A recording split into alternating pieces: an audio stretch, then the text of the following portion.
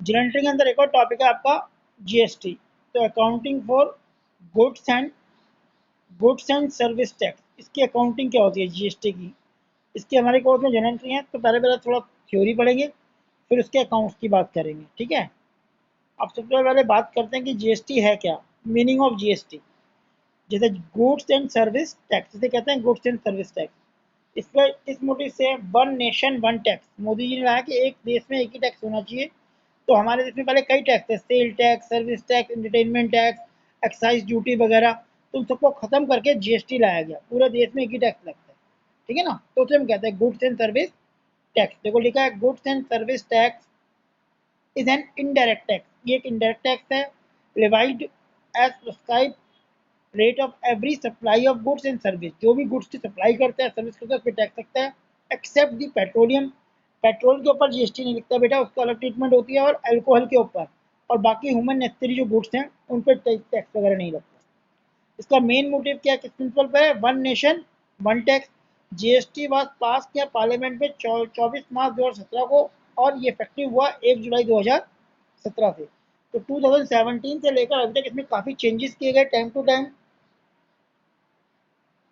क्योंकि भैया नया टैक्स था तो एकदम सारी चीज़ें सही से नहीं होती, तो इसमें क्या अमेंडमेंट धीरे धीरे किए जा रहे हैं। लेकिन आपके कोर्स में बहुत ही लिमिटेड चीज़ है, केवल इसकी जनरली बात करना आपके कोर्स में, ठीक है। तो जीएसटी का मतलब क्या होगा, goods and service tax. Clear, एक बार पढ़ लो उसे फिर अब देखो सेंटर के जो टैक्स थे, किस कौन कौन से टैक्स में मर्ज किए गए। The tax emerge to the GST, GST में एक्साइज ड्यूटी सेंटर की थी, सर्विस टैक्स था और सेंटर सेल टैक्स था। ये सारे मिला के सेंट्रल लेवल के टैक्स थे, सारे मर्ज करके जीएसटी में लिया, ठीक है ना। ये 3 टैक्स। इसी तरह आगे देखते हैं हम, इस तरह स्टेट गवर्नमेंट के टैक्स थे कई, जैसे ऑक्ट्राई था, आप बॉर्डर पार करते हो कुछ चुंगी वगैरह पे करनी पड़ती है, परचेज टैक्स था, एंटरटेनमेंट टैक्स था, वैट था, लग्जरी टैक्स था, लग्जरी गुड्स पे लगता था, लॉटरी पे टैक्स लगता था। वो सारा का सारा मिला के स्टेट लेवल का जीएसटी में इंक्लूड कर दिया। तो ये स्टेट लेवल के टैक्स थे जो सारे जीएसटी में आ गए, और वो सेंट्रल लेवल के टैक्स थे जो हमने जीएसटी में मर्ज कर दिए, ठीक है बेटा। आगे देखते हैं। अब नेक्स्ट पॉइंट क्या आता है, ये भी इंपॉर्टेंट पॉइंट है। देखो उसमें क्या बोला, जीएसटी होता है, चार्ज किस तरह से होता है एक बार वो समझ लेते हैं हम। जीएसटी कैसे चार्ज होता है, कि जैसे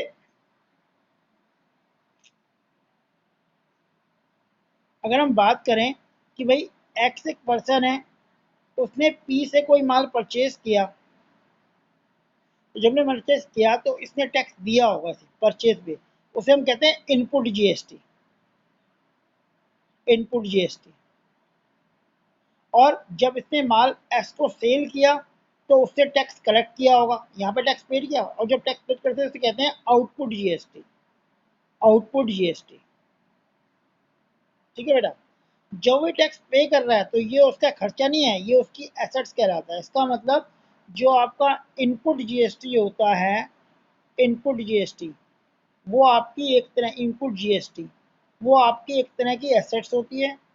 और जो आप सेल से टैक्स कलेक्ट करते हो, जो आपका आउटपुट जीएसटी होता है, वो एक तरह की लायबिलिटी होती है, ये ध्यान रखना।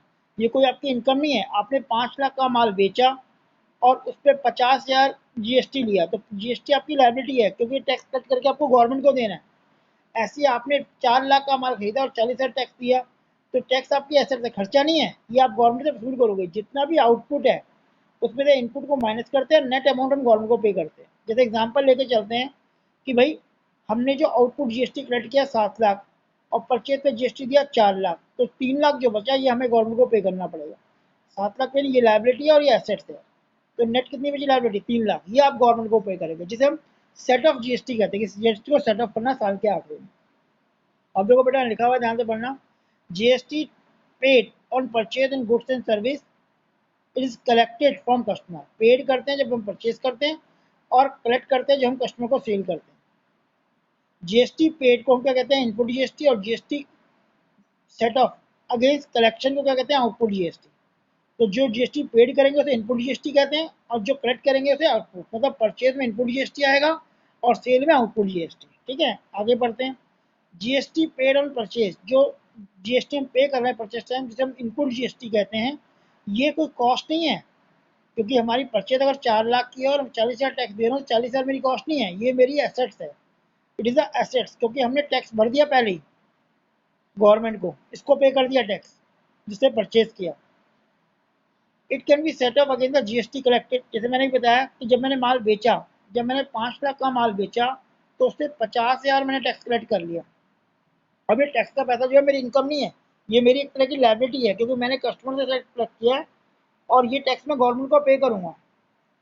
परचेज के टाइम जो मैंने इनपुट टू जीएसटी दिया वो मेरी एसेट्स थी।